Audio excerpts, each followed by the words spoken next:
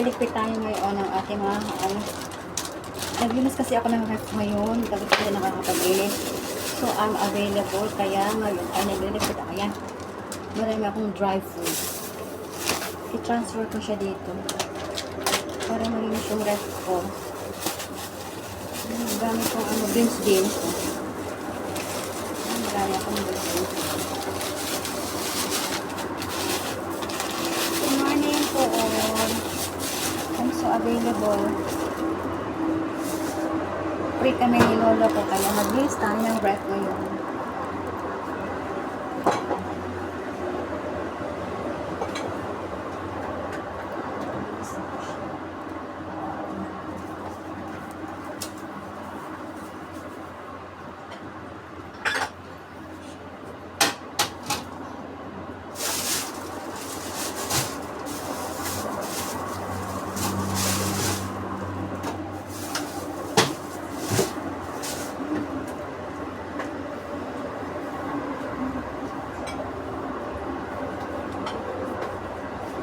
Diba? Ang kalat. Ayan. Ang kalat ko siya.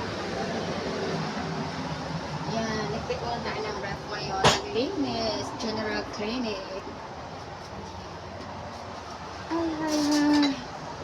Para kasi ang taga ko hindi nakapag-release ng ref namin. Pero marinis naman. Kailan kasi mga ano ba yung pero nakasweet nito. Mga dry food. Panglagay ito ng soup. Mga peanut. Ganyan. Okay, bye. I'm so busy. Thank you for watching, guys. Good morning. Ayan, ako ay nag-general cleaning ngayon ng aming ref. At talaga naman, matagal ko na siyang hindi nalilinis. Ayan. So, medyo inilagay ko na sa plastic yung mga dapat ilagay sa plastic. Kasi dati, nilalagay ko lang siya sa loob. At ngayon, nag-electric ako ng aming mga beans. Ipapakita ko sa inyo ngayon kung ano yung mga beans namin ginagamit dito sa bahay. So, tara na. Ito nga po, kasi yung aking mga angels ay puro Chinese. Kaya ang aming mga soup ay mga beans. At katulad po nitong beans na to is hindi siya beans na parang ancho, magaling po ito sa mata, kaya nilalagay namin to sa aming mga sabaw, sa chicken o kaya baboy. Ayan, itong klase na ito. So, i-research nyo lang sa Google kung anong klaseng beans ito. Ito pa yung masarap sa mga soup. At ito pa, may peanut kami, mane. Ayan. Akin ang isineparate at nilagay ko sa magandang plastic. Dalawang klase ng beans na pula. Ito is bilog. So, ayan. Sa soup din po yan. Ito yung barley. Ayan, barley. Alam niyo siguro ang barley, di ba? At ito rin yung sa soup din po ito. Ito naman yung manipis na beans, na red beans. Ito yata pang matamis. Ito naman pang siya. Pang sabaw din. At ayan. Meron kami nito. Ano nga bang tawag dito?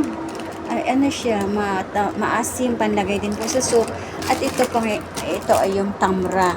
Ito yung tamra na matamis na inilalagay din sa sabaw.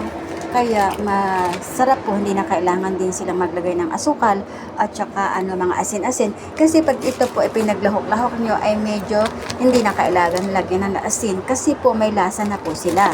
Yan, ito naman ay yung herbs ba nila, nilalagay din nila ito sa sa soup. At ito pa, ito yung panlagay din sa soup, ito yung maliliit na na scallop. Ayan, panglagay din sa soup yan, halimbawa chicken.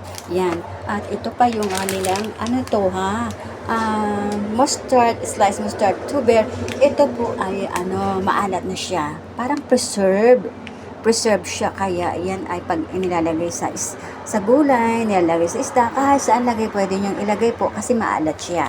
Gulay, isda, steam, or kaya mag-fry kayo ng baboy, ganun. At ito yung preserved na beans, black beans.